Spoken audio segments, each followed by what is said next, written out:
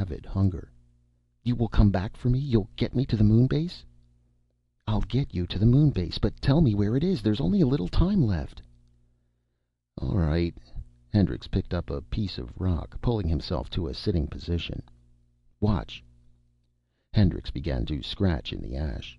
Tasso stood by him, watching the motion of the rock. Hendricks was sketching a crude lunar map.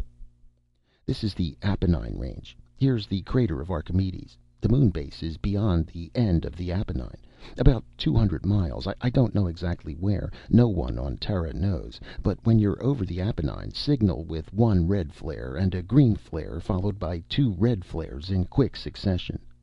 The base monitor will record your signal. The base is under the surface, of course. They'll guide you down with magnetic grapples." "And the controls? Can I operate them?" "The controls are virtually automatic. All you have to do is give the right signal at the right time." "I will." The seat absorbs most of the takeoff shock. Air and temperature are automatically controlled. The ship will leave Terra and pass out into free space. It'll line itself up with the moon, falling into an orbit around it about 100 miles above the surface. The orbit will carry you over the base. When you're in the region of the Apennine, release the signal rockets."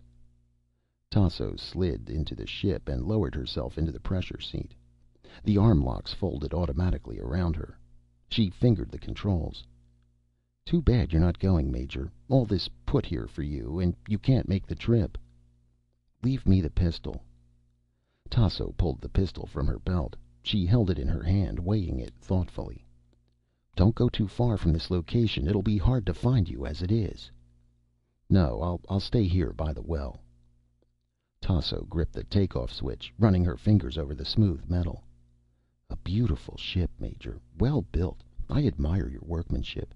You people have always done good work. You build fine things. Your work, your creations, are your greatest achievement." "Give me the pistol," Hendricks said impatiently, holding out his hand. He struggled to his feet. "Goodbye, Major." Tasso tossed the pistol past Hendricks. The pistol clattered against the ground, bouncing and rolling away. Hendricks hurried after it. He bent down, snatching it up. The hatch of the ship clanged shut. The bolts fell into place. Hendricks made his way back. The inner door was being sealed. He raised the pistol unsteadily. There was a shattering roar. The ship burst up from its metal cage, fusing the mesh behind it. Hendricks cringed, pulling back. The ship shot up into the rolling clouds of ash, disappearing into the sky. Hendricks stood watching a long time, until even the streamer had dissipated. Nothing stirred. The morning air was chill and silent. He began to walk aimlessly back the way they had come. Better to keep moving around. It would be a long time before help came, if it came at all. He searched his pockets until he found a package of cigarettes. He lit one grimly. They had all wanted cigarettes from him, but cigarettes were scarce. A lizard slithered by him through the ash. He halted, rigid. The lizard disappeared. Above, the sun rose higher in the sky. Some flies landed on a flat rock to one side of him. Hendricks kicked at them with his foot. It was getting hot. Sweat trickled down his face into his collar. His mouth was dry. Presently he stopped walking and sat down on some debris. He unfastened his medicine kit and swallowed a few narcotic capsules. He looked around him. Where was he? Something lay ahead, stretched out on the ground, silent and unmoving. Hendricks drew his gun quickly. It looked like a man. Then he remembered. It was the remains of Klaus, the second variety, where Tasso had blasted him. He could see wheels and relays and metal parts strewn around on the ash, glittering and sparkling in the sunlight. Hendricks got to his feet and walked over. He nudged the inert form with his foot, turning it over a little. He could see the metal hull, the aluminum ribs and struts. More wiring fell out, like viscera, heaps of wiring, switches and relays, endless motors and rods. He bent down. The brain cage had been smashed by the fall. The artificial brain was visible. He gazed at it. A maze of circuits, miniature tubes, wires as fine as hair. He touched the brain cage. It swung aside. The type plate was visible. Hendricks studied the plate and blanched. 4. 4. For a long time he stared at the plate. Fourth variety, not the second. They had been wrong. There were more types, not just 3, many more, perhaps at least 4. And Klaus wasn't the second variety. But if Klaus wasn't the second variety... Suddenly he tensed. Something was coming, walking through the ash beyond the hill. What was it? He strained to see. Figures.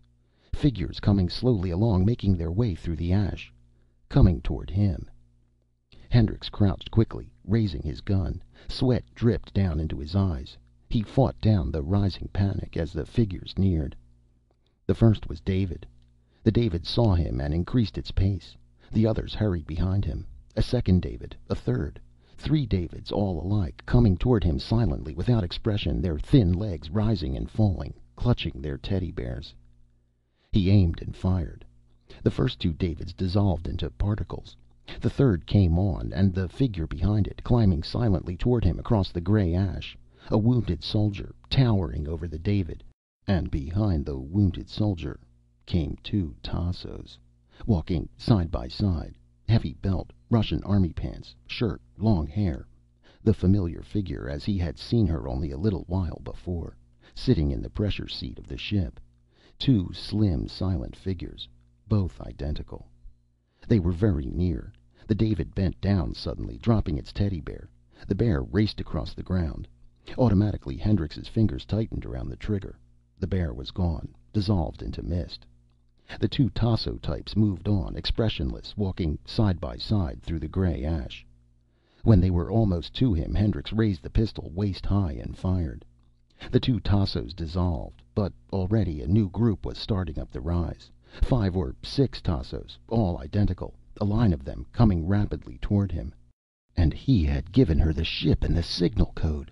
Because of him, she was on her way to the moon base. He had made it possible. He had been right about the bomb after all. It had been designed with knowledge of the other types, the David type and the wounded soldier type and the Klaus type. Not designed by human beings. It had been designed by one of the underground factories, apart from all human contact. The line of Tassos came up to him. Hendrix braced himself, watching them calmly. The familiar face, the belt, the heavy shirt, the bomb carefully in place. The bomb. As the Tassos reached for him, a last ironic thought drifted through Hendrix's mind. He felt a little better thinking about it.